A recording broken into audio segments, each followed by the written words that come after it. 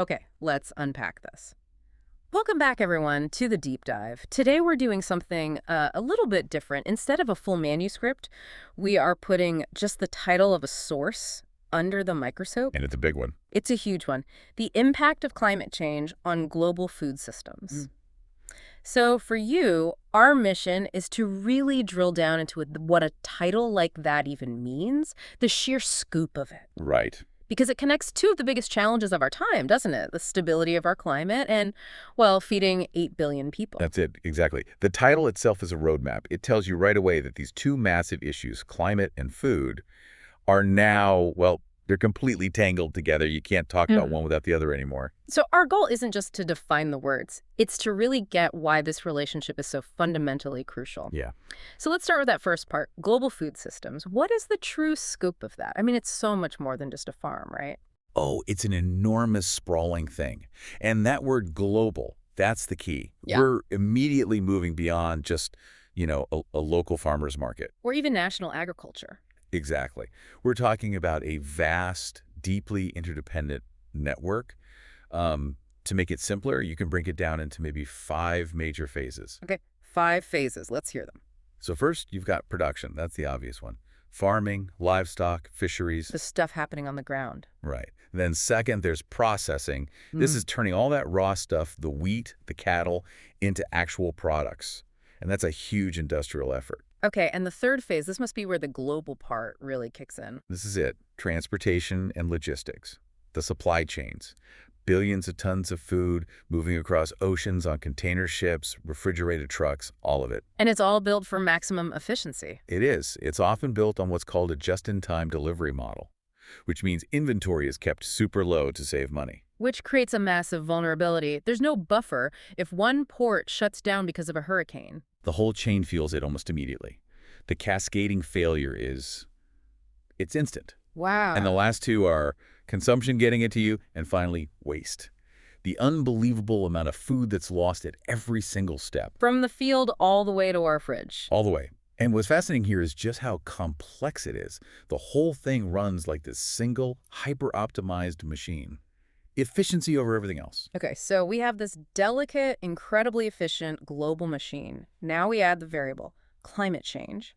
The title promises an impact. The great destabilizer. So what specific drivers are we talking about here? It's not just it's getting warmer. No, you have to be more specific. The source would have to break it down into 3 main culprits. First, yes, changes in average temperatures. That affects growing seasons. Right. Second, major shifts in precipitation patterns. So you get these terrible long droughts, or you get catastrophic flash floods. The predictability is gone. And the third one feels like the real danger. It is. It's the increased frequency and intensity of extreme weather events, the sudden shocks, heat waves, superstorms, blizzards. These are the things that a system built for stability just cannot handle. Let's connect those two things then. Starting with production. It's easy to say crops fail, but what's the deeper insight? Where's the specific vulnerability? The insight is that the impact isn't linear. It's not a gentle slope. Think about a staple crop like rice. Okay. Something like 80% of the world's rice is grown in areas that are already pushing the upper limits of ideal temperature. They're already on the edge. Right on the edge. So a small standing increase, maybe just 1 or 2 degrees Celsius in nighttime temperatures during a key growth stage, can cause a massive sterility event. It can slash yields by 10, even 20%. It's the sudden spikes that are so dangerous, not just the gradual warming. Because you can't plan for that. A farmer can adapt slowly year by year, but they can't plan for 3 record-breaking heat waves in one summer. They can't. And you also have to consider the remapping of agriculture. The world's bread baskets, the American Midwest, Ukraine, they're highly specialized. If the optimal climate for corn moves 500 miles north. The soil and the infrastructure aren't there waiting for it. Exactly. You get this multi-decade lag where supply just can't keep up. Here's where it gets really interesting for me. If production is struggling, let's follow that food down the line to processing and transportation. The problem doesn't stop at the farm gate. Not at all. This is where you see how systems are coupled. Take a food processing plant, a meat packer, or a mill. They use incredible amounts of energy. Right, for refrigeration, for machinery. So imagine an extreme summer heat wave. The whole regional energy grid is already stressed because everyone's running their air conditioning. Marita's maxed out. It's at its limit. And then these food processors, who need constant reliable power, suddenly face brownouts or a full blackout. And millions of tons of food could spoil instantly. It has nothing to do with how good the harvest was. That's the mechanism of failure right there. Then look at transportation. Most of our major shipping ports are in low-lying coastal areas, highly vulnerable. To sea level rise and storm surge. Precisely. One big hurricane can shut down a major port for weeks. And because of that just-in-time system with no buffer. Shelves are empty in days, thousands of miles away. So the source has to be looking at this as a financial risk too. That lack of resilience is a risk multiplier for the whole system. And it must be incredibly hard to price that risk. It is. That's a huge problem. This volatility is a bigger threat than gradual warming because insurance markets and futures markets, they struggle to price it. And when you can't price risk, investment dries up. Which just makes the problem worse. Okay, let's bring it to the human side. Yeah. Consumption and waste. What does this all mean for societies, for people? Well, the first thing is price volatility. Instability in supply always means price spikes, and that always hits the poorest people the hardest. Of course. But the deeper insight here is how that scarcity becomes a geopolitical risk. Right. Think about regions that depend on just a few key imports or exports. Right. So a climate shock wipes out the wheat harvest in a major producing country. The price of wheat on the global market shoots up, and that affects every nation that imports it, from North Africa to Southeast Asia. And that can lead to social unrest. It's a classic trigger. It drives malnutrition, yes, but it also drives political instability. In the worst cases, you see forced climate migration as whole livelihoods just collapse. The subject is really about national security. We're talking about resource scarcity leading to political crises. Yeah. That's a much bigger scope than just a crop report. And that's before we even get back to waste. If your overall yields are going down because of climate change, then the 30 or 40% of food we already waste becomes, well, it becomes unforgivable. A resource you just can't afford to lose. Right. So the source is implicitly calling for massive changes in storage, in cooling, in consumer behavior, all while energy is getting more expensive. This all sounds, frankly, quite bleak. But the title is about impact, which implies we should also be looking at adaptations, the solutions. How does the system respond to these pressures? That's the critical question.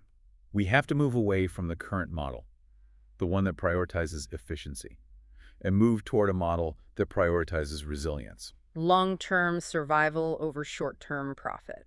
In a way, yes. The source would have to detail some fundamental shifts, things like what we call climate-smart agriculture. What does that involve? It means huge investment in R&D, things like drought-resistant seeds, vertical farming, and what's called precision agriculture. Using data and sensors to be more efficient with water and fertilizer. Vastly more efficient. But this takes a ton of capital and a massive transfer of knowledge, especially to the most vulnerable countries.